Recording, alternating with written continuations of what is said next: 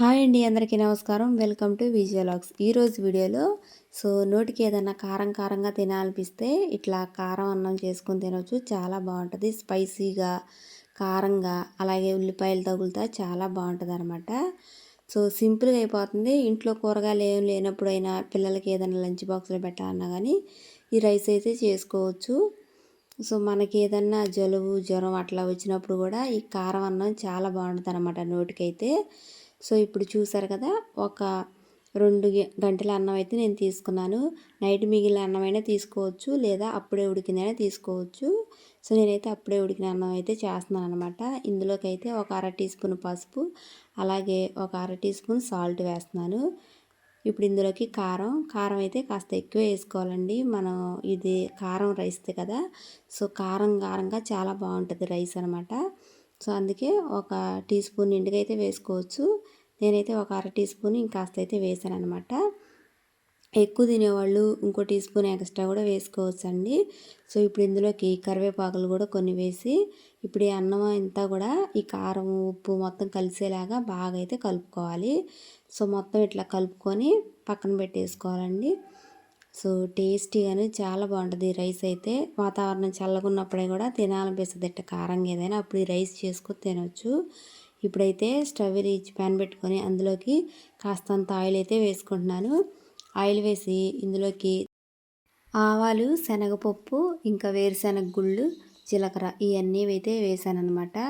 Just అట్లా fry చేసుకొని 1 నిమిషం 2 నిమిషాల్లో ఫ్రై అయిపోతాయండి. ఇందులోకి ఎండుమిరపకాయలు కూడా ఒకటైతే కట్ చేసి వేస్తున్నాను. జస్ట్ అట్లా ఫ్రై అయితే చాలన్నమాట. మరీ ఎక్కువ మాడిపోయిన దాకేమో అవసరం ఉండదు. జస్ట్ అట్లా ఫ్రై అయిన తర్వాత అన్నం కలిపేసుకోవటమే. చూసారు కదా, 1 నిమిషం 2 నిమిషాల్లో వెంటనే ఫ్రై అయిపోతాయి. ఇప్పుడు ఇందులోకి అన్నం కలిపేసుకోవడం. టేస్ట్గానే చాలా బాగుంటుంది అనమాట. ఇప్పుడు ఈ అన్నం అంతా ఇందులో కలిపేసేసి మొత్తం కూడా బాగా కలిపేసుకోవాలి. చూసారు కదా, అన్నం కూడా మొత్తం కలిపేసుకోవాలండి. టేస్టీగానే చాలా బాగుంటుంది ఈ రైస్. ఒకసారి మీరు కూడా ఇట్లా ట్రై చేయండి. కారం కారంగా చాలా బాగుంటుంది అనమాట. ఈ రైస్ అంతా ఒకసారి కలుపుకొని మనం మూత పెట్టి 1 నిమిషం అట్లా 2 నిమిషాలు కానీ 1 నిమిషం కానీ ఉంచితే చాలా టేస్టీగా చాలా బాగుంటుంది అనమాట.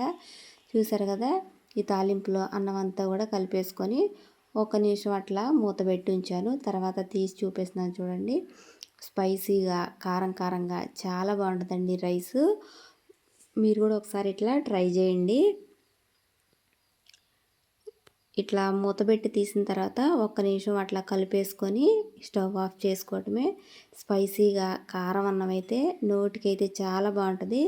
ఇది వేడి వేడి అన్నమే చాలా బాగుంటుందండి. చల్లారిపోయిన దాకుంటే టేస్ట్ అయితే బాగోదనమాట. వేడి వేడిగా పొగలు వచ్చేటప్పుడే తినాలి, చాలా బాగుంటుంది. ఇక్కడ నేను స్టవ్ ఆఫ్ చేసి ప్లేట్లోకి అయితే తీసుకుంటున్నాను. చూసారు కదా, వేడివేడిగా కారం అన్నం అంతే సింపుల్గా అయిపోతుంది. మీరు కూడా ఒకసారి ఇట్లా ట్రై చేయండి. టేస్టీగా, కారం కారంగా చాలా బాగుందనమాట. అండ్ కొత్తగా ఎవరైనా మా ఛానల్ చూస్తున్నా వీడియో లైక్ చేసి మా ఛానల్ని సబ్స్క్రైబ్ చేస్తారైతే అనుకుంటున్నాను. ఇందులోకి మెయిన్ ఉల్లిపాయలు. ఈ ఉల్లిపాయలు వేసుకుంటే చాలా టేస్టీగా చాలా బాగుంటుందండి.